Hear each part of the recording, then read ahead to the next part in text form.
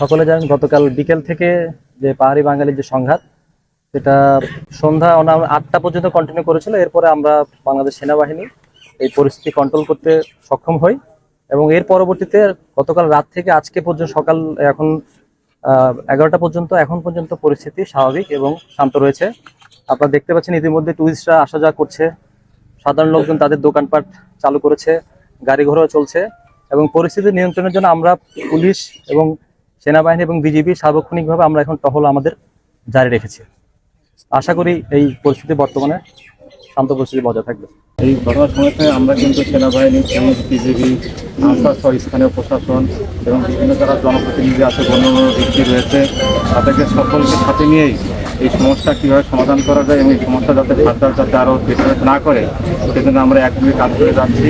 আর আমরা এখানে যেটা বলা হয়েছে একটা কমিটিও গঠন করা হয়েছে যাতে এই ঘটনাকে কেন্দ্র করে অন্যান্য উপজেলা বা অন্য কোথাও যাতে এর উত্তেজনা না ছড়া সেভাবে আমরা কাজ করছি। হতাহত আছে এগুলো নিয়ে আমরা কাজ করছি, আমরা রিপোর্টগুলো আমরা পাইনি এখনো, আমরা দেখতেছি এবং যদি কোনো হতাহত থাকে, আহত বা অন্য কিছু থাকে সেই ব্যাপারে আমাদের সিদ্ধান্ত, তাদের আমরা সর্বোচ্চ ক্ষতিপূরণ আমরা দেওয়ার ব্যবস্থা করবো। কিন্তু কালকে এই ঘটনার প্রেক্ষিতে সন্ধ্যা 7টায় আমরা কোর কমিটি মিটিং করছি, সেখানে সিদ্ধান্ত হয়েছে এবং প্রত্যেকটা উপজেলায় এখানে বাংলাদেশ সেনাবাহিনী, বিজিবি এবং পুলিশ মিলে দ্রুত টহল হয়েছে, যার ফলে কিন্তু পরিস্থিতি অনেকটাই স্বাভাবিক ছিল বলে আমরা বিশ্বাস করি। এবং এখন আমরা যাব এবং আমরা মনে হয় 4টার সময় জেলা পরিষদের মিটিং ডাকছি, এখানে সর্বদলীয় এবং সকল কমিটির লোক থাকবে।